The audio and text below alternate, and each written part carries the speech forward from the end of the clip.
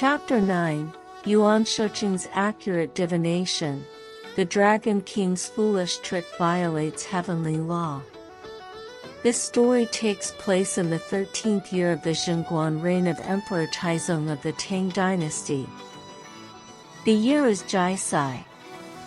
Chang'an City is prosperous and magnificent. It has been the capital of successive dynasties since the Zhou, Qin and Han dynasties. It is truly the most splendid place under heaven. 3 prefectures are covered with blooming flowers. 8 great rivers flow around the city. There are 36 streets filled with singing and dancing. 72 music towers echo with melodious tunes. Outside Chang'an City, by the Jing River, 2 virtuous men are walking slowly. One is a fisherman named Zhang Shao. The other is a woodcutter named Li Ding.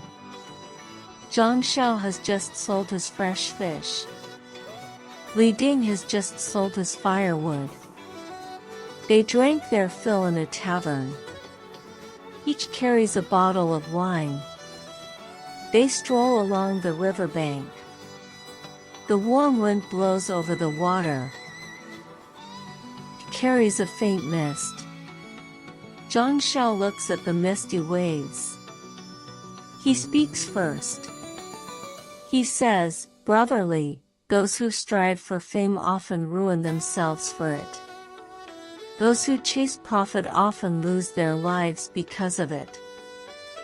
Those who receive official titles live like sleeping with a tiger. Those who gain imperial favor are like hiding a snake in their sleeves. When you think about it, none of these are as good as our life. We enjoy the beautiful rivers and mountains. We live a free and unrestrained life. We are content with simplicity. We go with the flow." Li Ding smiles and shakes his head.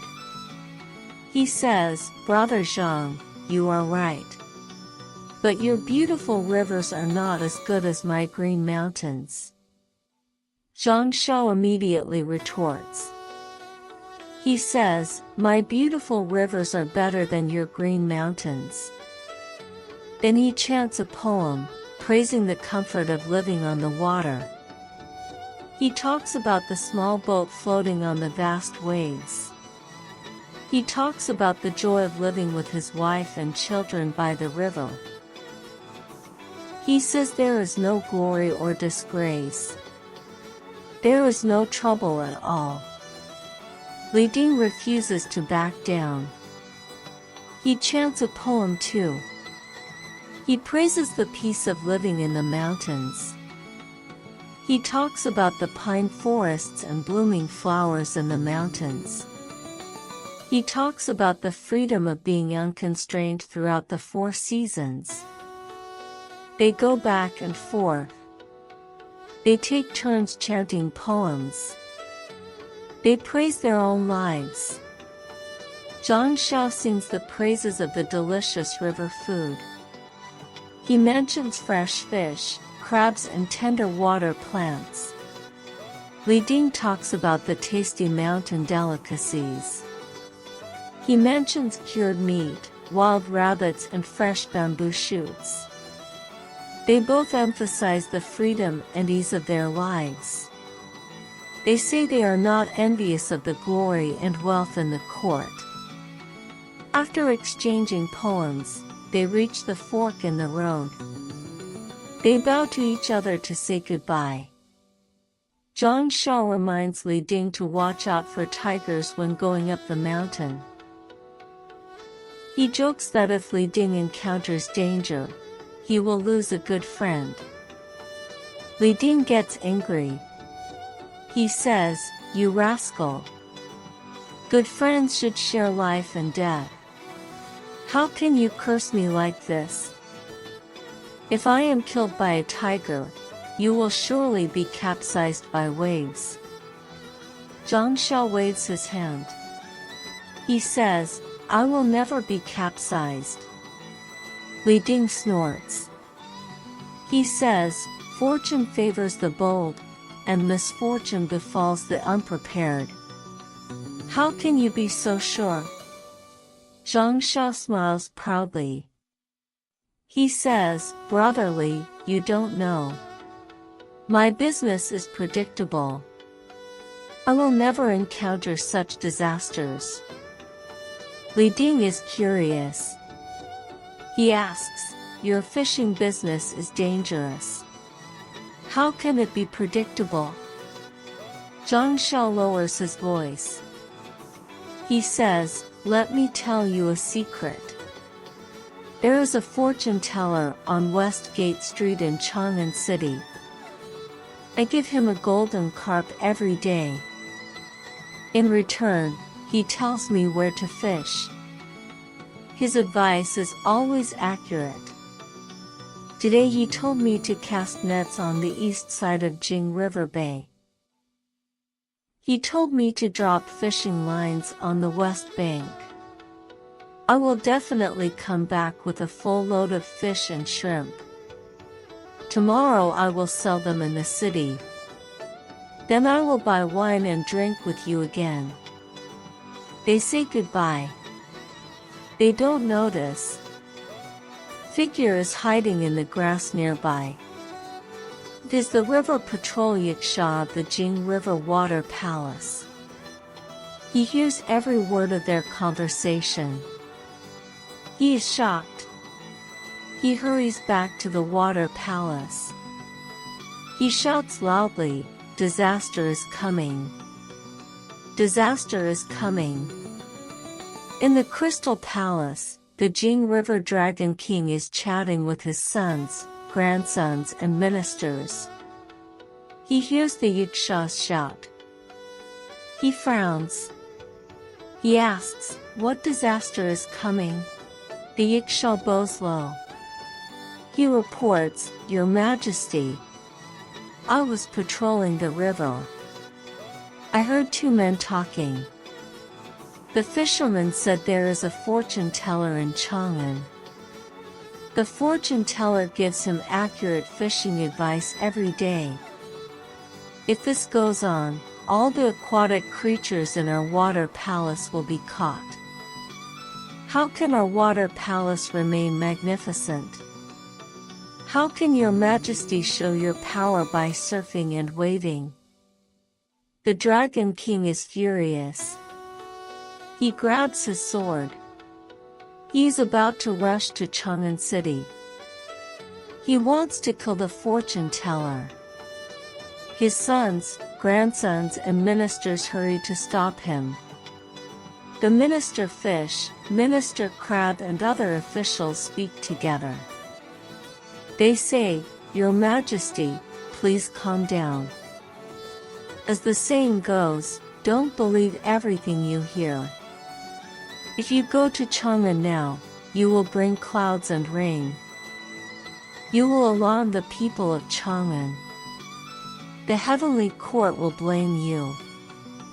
Your Majesty has the ability to transform at will. You can change into a scholar. Go to Chang'an City to investigate first. If the fortune teller really exists, you can kill him later. If not, you will not have wronged an innocent person.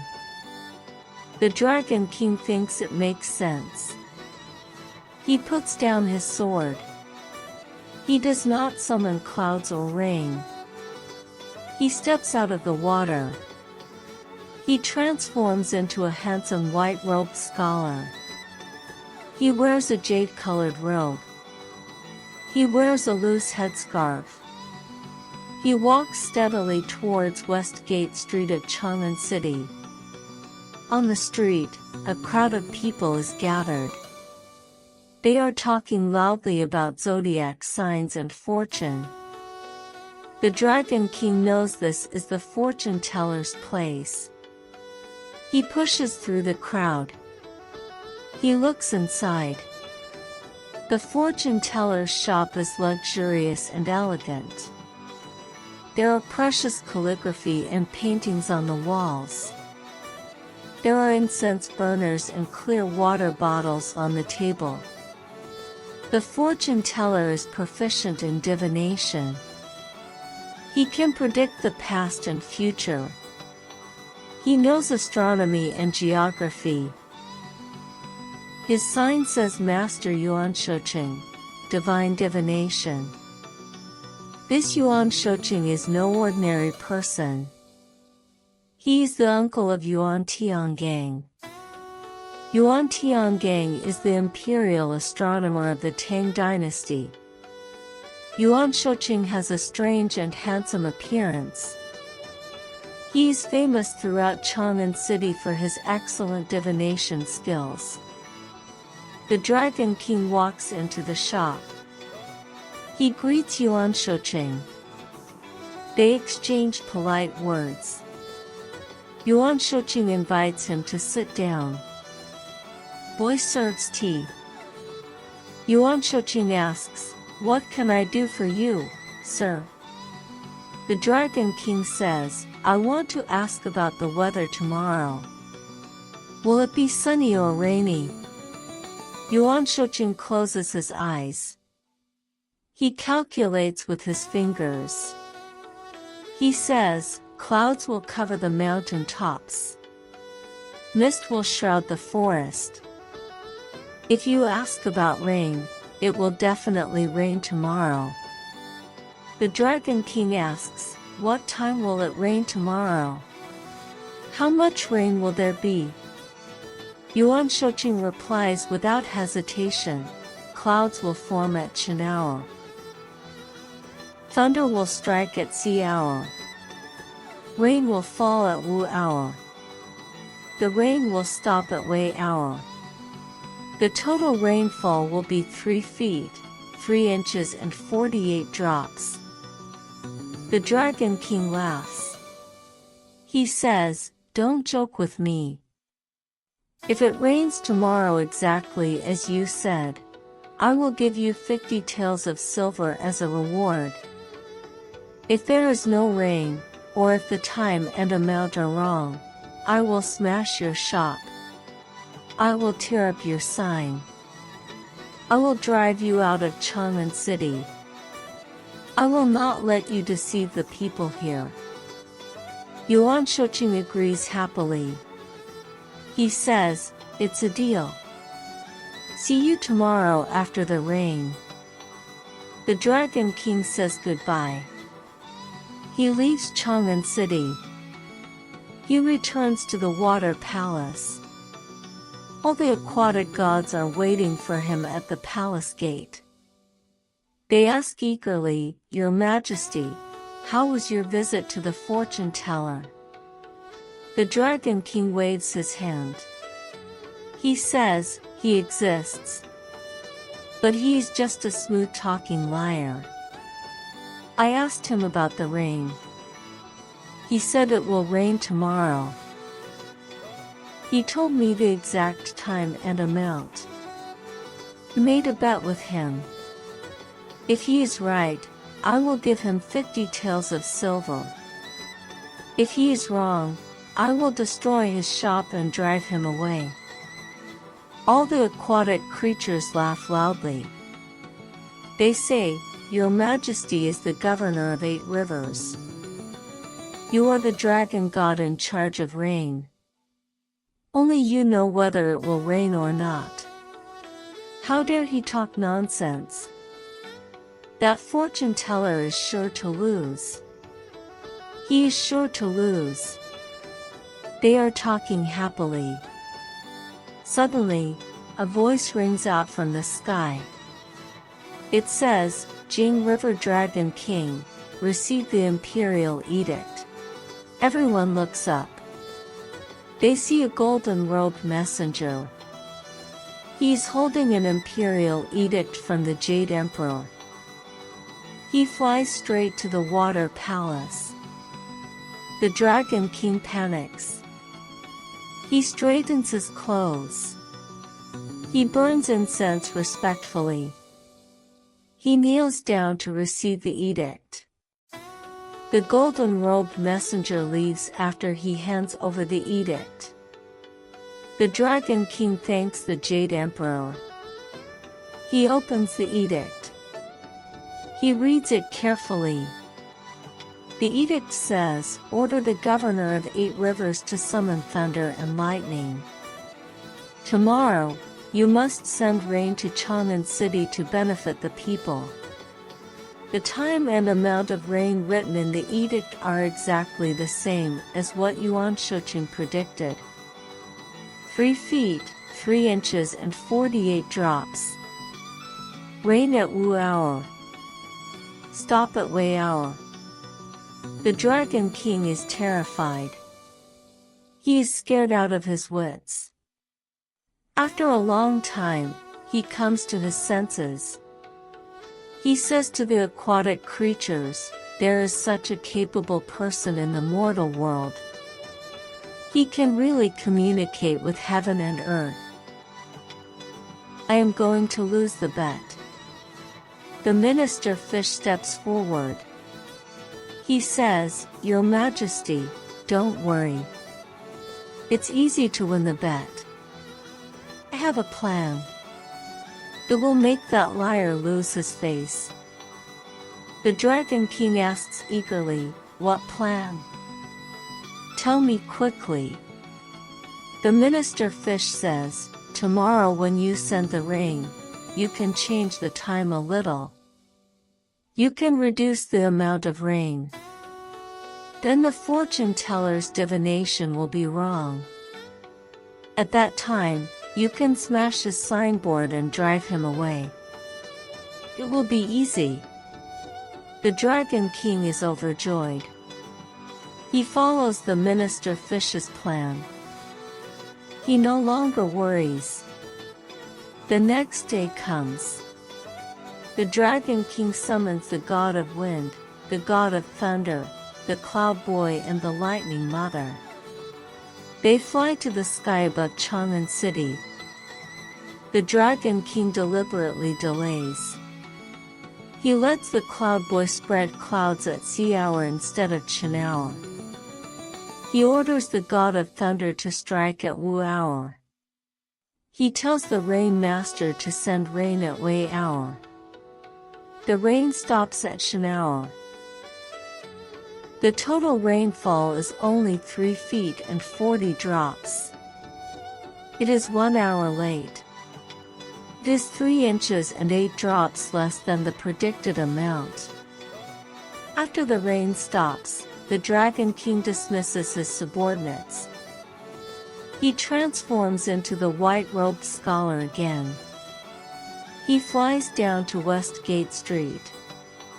He rushes into Yuan Shoucheng's divination shop angrily. He smashes the signboard, brushes and ink slabs without saying a word. Yuan Shoucheng sits on his chair calmly. He does not move at all. The Dragon King is even more angry. He picks up the door panel. He hits Yuan Shoucheng with it. He shouts loudly, "You liar! You deceive the people with your false divination. Your prediction is completely wrong. The time and amount of rain are not right at all. How dare you sit here calmly? Get out of here now. I will spare your life." Yuan Shoucheng is still not afraid. He looks up at the sky. He sneers. He says, "I am not afraid. I have no death penalty. But you are going to be executed. You can fool others. But you can't fool me. I know who you are. You are not a scholar. You are the Jing River Dragon King. You violated the Jade Emperor's imperial edict. You changed the time of raining. You reduced the amount of rain. You have violated the heavenly law. You will be beheaded on the dragon execution platform soon. How dare you scold me here? The Dragon King is shocked. He is trembling with fear. He drops the door panel immediately. He straightens his clothes. He kneels down to Yuan Shoucheng. He says, "Master, please forgive me. I was just joking. I didn't expect it to become a reality. I really violated the heavenly law. What should I do? Please save me. Otherwise, I will not let you go even if I die." Yuan Shoucheng shakes his head. He says, "I can't save you. But I can point out a way to survive for you." The Dragon King says eagerly, "Please tell me. I beg you." Yuan Shoucheng says slowly, "Tomorrow at noon, you will be executed by Weijing." Weijing is the imperial censor of Emperor Taizong of Tang. If you want to live, you must go to Emperor Taizong immediately. Ask him for help. If he can get Weijing to spare you, you will be saved. The Dragon King thanks Yuan Shoucheng repeatedly. He leaves with tears in his eyes. The sun sets in the west. The moon rises in the east. The sky is filled with purple mist. Tired crows fly back to their nests. Travelers on the road hurry to find inns. New geese rest on the sandbar by the ferry. The Milky Way appears in the sky. The night is getting deeper and deeper. The Dragon King does not return to the water palace. He hovers in the air. He waits until midnight. He stops summoning clouds and mist. He flies straight to the palace gate. At this time, Emperor Taizong of Tang is having a dream. He dreams that he walks out of the palace gate. He strolls in the moonlight and flower shadows. Suddenly, a figure comes towards him. The figure kneels down and kowtows. The figure shouts, "Your Majesty, save me! Save me!" Emperor Taizong looks at the figure. He asks, "Who are you?" "I will save you." The figure says, "Your Majesty, you are the true Dragon Emperor. I am a sinful dragon. I violated the heavenly law. I will be executed by your minister Weijing tomorrow. I come here to beg you. Please save me." Emperor Taizong nods. He says, "Since Weijing is the one who will execute you, I can save you. Don't worry. Go now." The Dragon King is overjoyed. He kowtows to thank Emperor Taizong. Then he leaves quickly. Emperor Taizong wakes up from the dream. He thinks about the dream repeatedly. It is already dawn. It is time to hold the court meeting. Emperor Taizong summons all the civil and military officials. The court is magnificent. Incense curls around the palace halls. The ministers line up neatly. They bow to Emperor Taizong. They shout, "Long live your Majesty." Emperor Taizong looks around. He sees many familiar ministers. He sees Fang Xianling, Du Ruhui and other civil officials. He sees Qin Yaojin, Qin Shubao and other military generals. All of them are standing in line solemnly. But he does not see Weijing. Emperor Taizong calls Su Shiji to come forward. He says, "I had a strange dream last night. I dreamed that a dragon came to me. It said it violated the heavenly law. It will be executed by Weijing tomorrow. It begged me to save it. I agreed. But today, Weijing is not in the court. Why? Su Shiji bows. He says, Your Majesty, this dream is real. When Weijing comes to the court later, don't let him leave the palace. If you can keep him here for a day, you can save the dragon in your dream. Emperor Taizong is very happy. He immediately orders his attendants to summon Weijing to the palace. At this time, Weijing is in his mansion. He is watching the celestial phenomena at night. He is burning precious incense. Suddenly, he hears the cry of a crane from the sky. A celestial messenger comes down. He is holding a golden edict from the Jade Emperor. The edict orders Weijing to behead the Jing River Dragon King at noon tomorrow in his dream. Weijing thanks the Jade Emperor for his grace. He fasts and bathes. He practices his sword skills in his mansion. He cultivates his spiritual power. That is why he did not go to the court on time. When he receives the emperor's order, he is very frightened. He does not dare to disobey the emperor's order. He quickly dresses neatly. He follows the attendant to the palace. He kneels down to Emperor Taizong. He apologizes for being late. Emperor Taizong says, I forgive you. You are innocent. At that time, the other ministers have not left the court yet. But Emperor Taizong orders them to leave. He only keeps Weijing. He invites Weijing to the inner hall. They first talk about the strategies to govern the country. As the time approaches noon, Emperor Taizong tells the maids to bring a chessboard.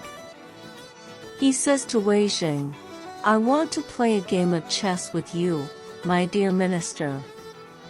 The maids quickly set up the chessboard on the imperial table. Weijing thanks the emperor. He sits opposite Emperor Taizong. They start to play chess. No one knows who will win the game. Let's find out in the next chapter.